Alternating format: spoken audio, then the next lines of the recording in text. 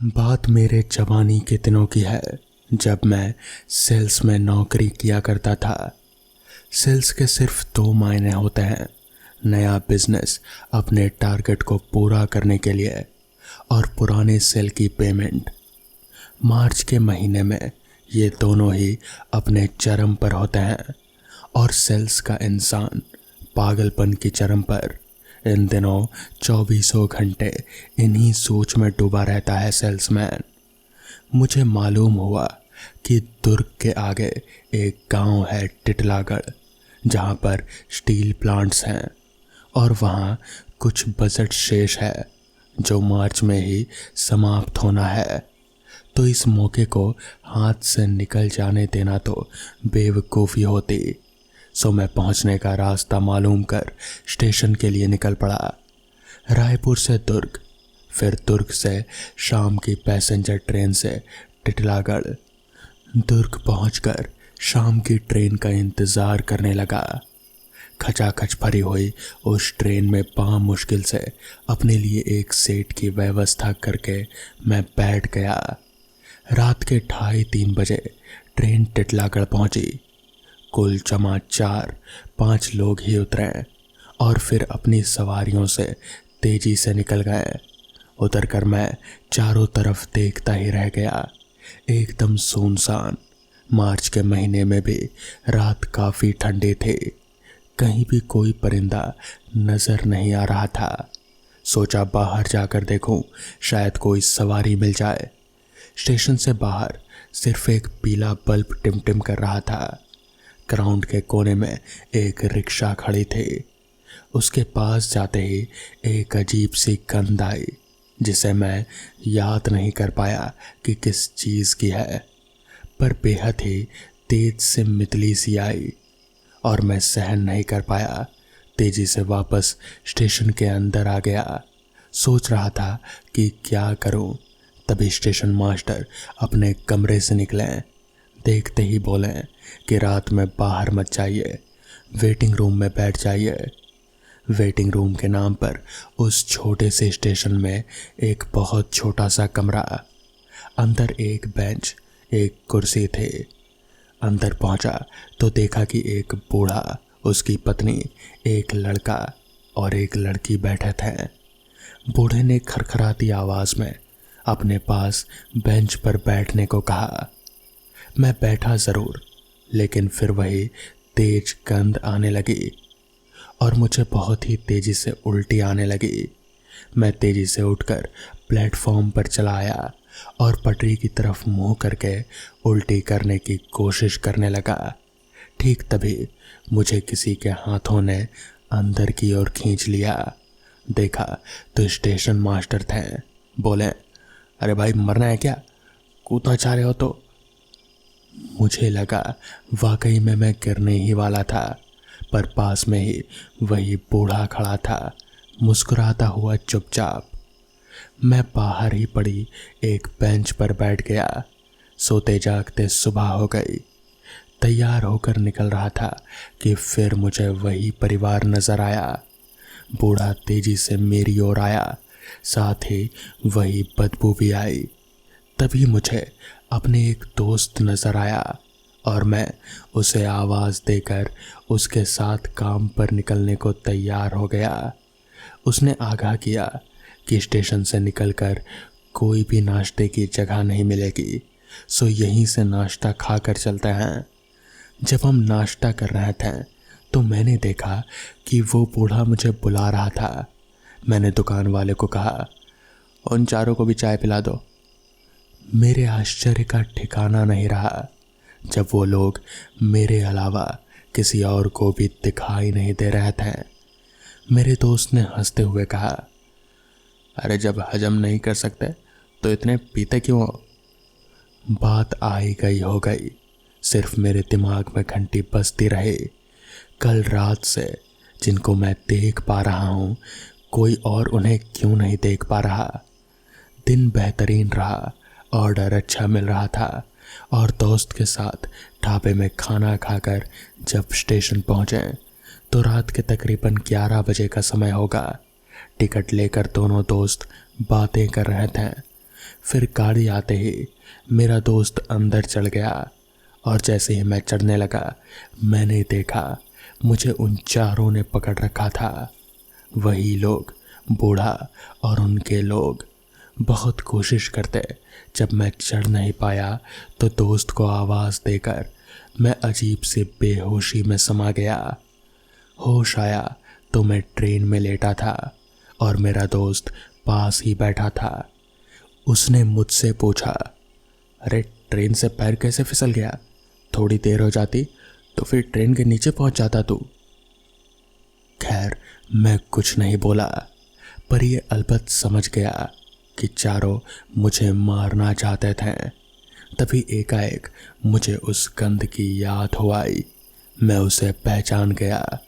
वो शमशान में चलते हुए इंसानी जिस्म की गंध थी।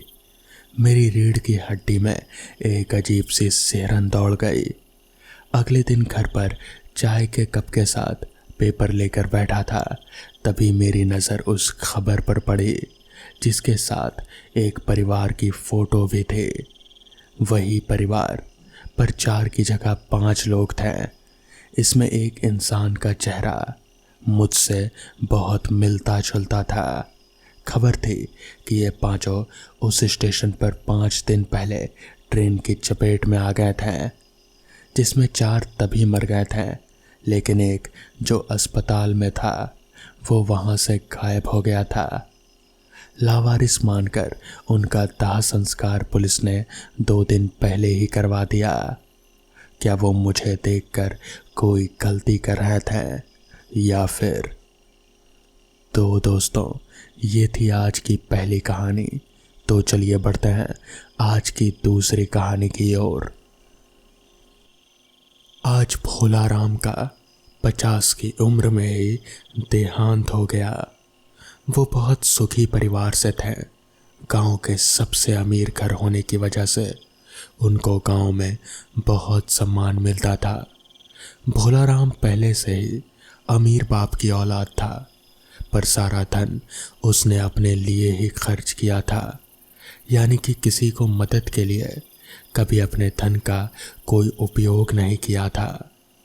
शमशान के रास्ते भोला राम की अर्थी जा रहे थे।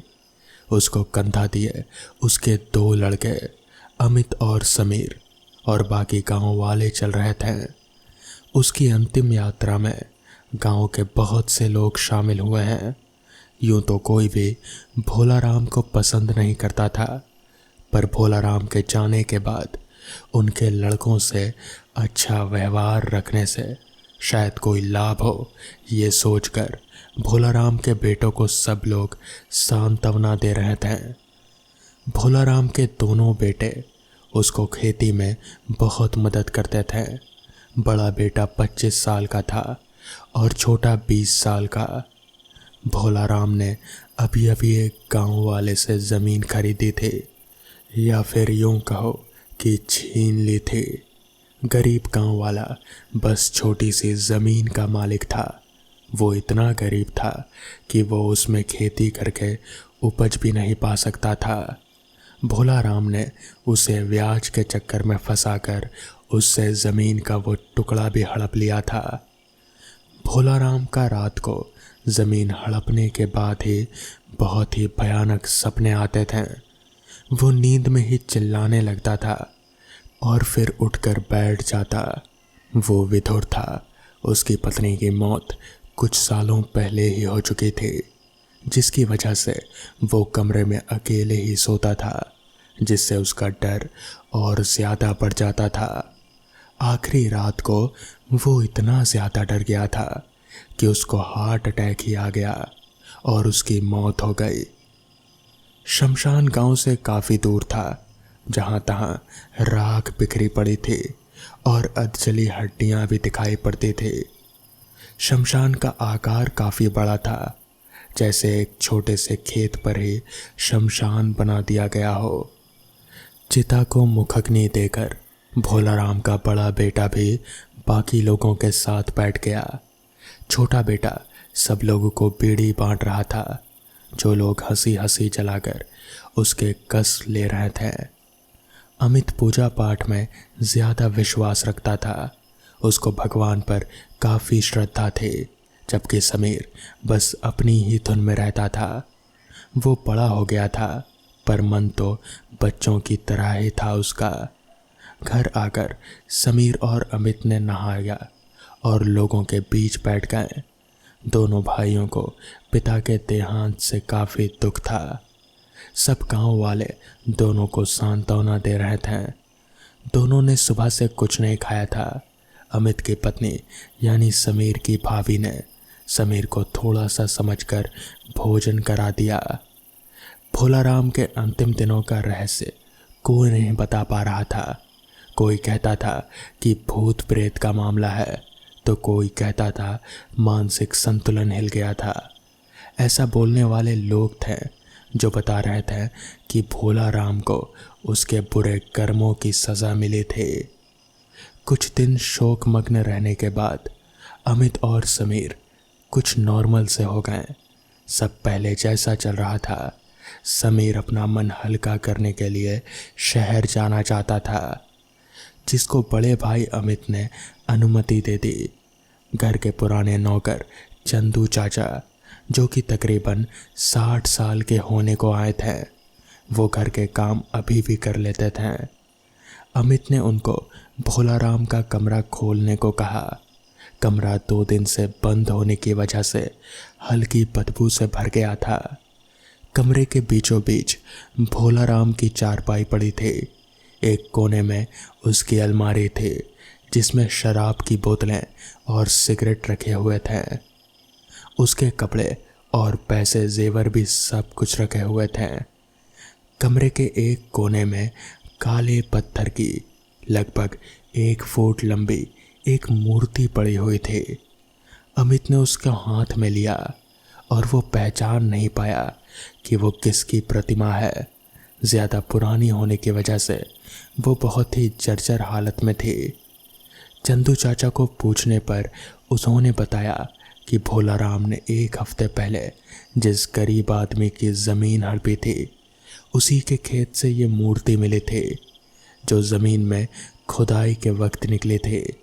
ज़मीन शमशान के पास ही थी, या यूं कहें कि शमशान और उस ज़मीन के बीच कुछ छोटी छोटी झाड़ियाँ ही थी बस।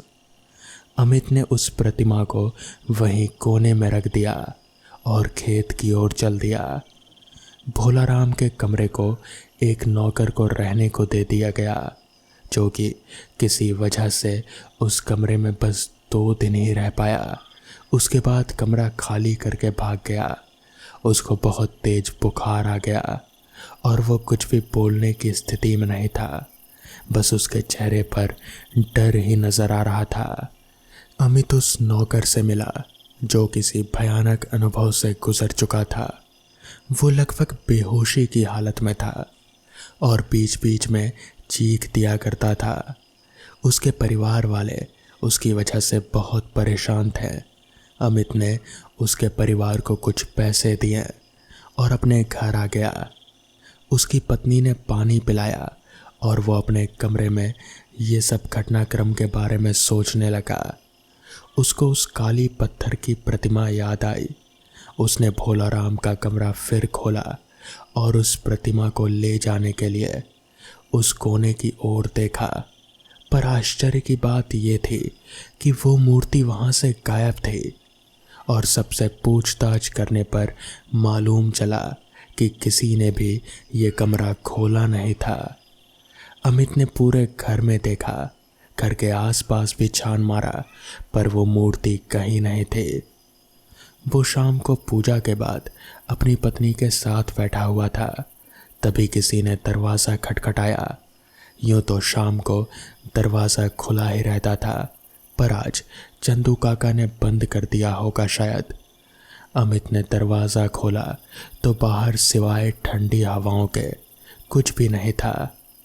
अमित को लगा शायद किसी ने मजाक कर दिया होगा। अमित का मन अभी शांत नहीं हुआ था। वो बाहर ही सोफे पर लेट गया। लेटे लेटे ही उसको कब नींद आ गई पता ही नहीं चला। ऐसा कहा जाता है कि जो भी आप दिन में देखते हो रात को वही स्वप्न आपको आता है। अमित भी पूरा दिन पत्थर की प्रतिमा के बारे में ही सोच रहा था। उसने सपने में देखा कि वो किसी सुनसान जगह पर सोया हुआ है। वो उठकर देखता है तो वो वहीं शमशान वाली ज़मीन पर लेटा पड़ा था। वहाँ आसपास कोई नहीं था, मगर तभी अचानक से वहाँ पर उसके पिता भोला राम आ पहुँचे। मगर वो जैसे अमित को देख ही नहीं पा रहे थे। भोला राम उस किसान जिसकी वो ज़मीन थी, उस छोटे से किसान से बहस कर रहे थे और फिर उन्होंने बहस के दौरान ही उसकी ज़मीन हड़प ली। जिसके बाद वो किसान रोता भी लगता रहा, मगर भोला राम पर जैसे कोई फ़र्क ही नहीं पड़ा। भोला राम वहाँ से अपने घर आ गए। जिसके बाद अचानक ही वो जैसे रात के वक्त में पहुँच गया। अमित ने देखा तो वहाँ पर आसपास रात का माहौल था। तभी अचानक से उस किसान की पत्नी वहाँ आ पहुँची। उस किसान की पत्नी ने थोड़ा सा खेत को खोदा और फिर उसके नीचे अपने साड़ी के पल्लू से निकाला वही मूर्ति जिसे अमित ने अपने पिताजी के कमरे में देखा था। किसान की पत्नी ने उस मूर्ति को खेत के नीचे ज़मीन में दफना दिया और फिर वहाँ से अपने घर चली गई। जिसके बाद अमित ने अचानक से देखा कि फिर वक्त बदल चुका है और अब फिर से दूसरे दिन की सुबह हो चुकी है। अमित के पिताजी भोला राम खेत की खुदाई करवा रहे हैं। तभी उन्हें वो मूर्ति मिलती है और फिर वो उस मूर्ति को देखकर जैसे उनकी आंखों में एक चमक सी आ गई। उन्होंने उस मूर्ति को अपने घर ले जाने की ठानी। तभी फिर से वक्त बदला। इस बार अमित अपने ही घर पर अपने पिताजी यानी कि भोला राम के कमरे में था। वो मूर्ति भोला राम के सिरहाने रखी पड़ी थी और भोला राम नींद में था। तभी अचानक ही वो मूर्ति एकदम से बड़ी होने लगी। अमित ये सब अपनी आँखों से देख रहा था। वो मूर्ति बड़ी होते होते अचानक से एक दानव के रूप में आ गई और उसने एकदम से भोला राम का गला दबा दिया। भोला राम अपनी आँख खोला और फिर उस दानव को देखकर जैसे एकदम से छटपटाने लगा। भोला राम चीखना चाहता था, मगर शायद तब तक उसे दिल का दौरा पड़ना शुरू हो चुका था। वो चीख नहीं पा रहा था और वो दानव वो भोला राम का गला अभी भी दबाए हुए था। तभी एकदम से भोला राम ने दम तोड़ दिया। अमित ये सब देखकर पूरा मामला समझ आ गया। उसे समझ आ गया कि ये सब किसका किया धरा है। तभी एकदम से अमित की आंख खुली तो उसने खुद को घर के बाहर सोफे पर लेटा हुआ पाया।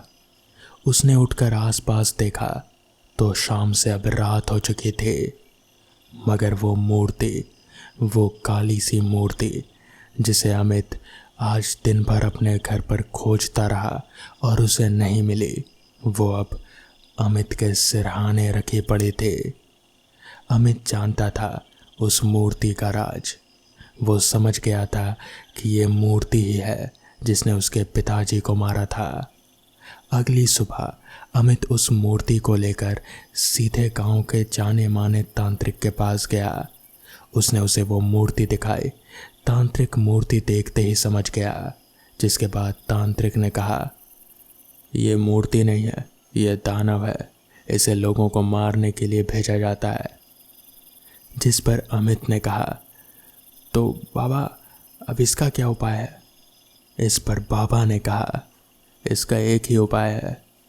इसका जो भी मालिक है, यानी कि जिसने इसे भेजा था तुम्हारे पिताजी को मारने के लिए, तुम्हें उसके पास जाना होगा और फिर उनसे माफ़ी मांगनी होगी। वो ही अपना जादू वापस ले सकते हैं, इसमें मैं कुछ नहीं कर सकता। जिसके बाद अमित वहाँ से सीधे उस गरीब किसान के घर गया। उस किसान के घर का दरवाज़ा खटखटाया तो उसकी पत्नी ने दरवाज़ा खोला। अमित ने उनको पूरी बात बताई और फिर उनसे झगड़ा करने के बजाय अमित ने उनसे माफ़ी मांगी। पता चला कि वो किसान जिसकी ज़मीन भोला राम ने हड़पी थी वो तो उसी दिन फांसी लगाकर आत्महत्या कर लिया था।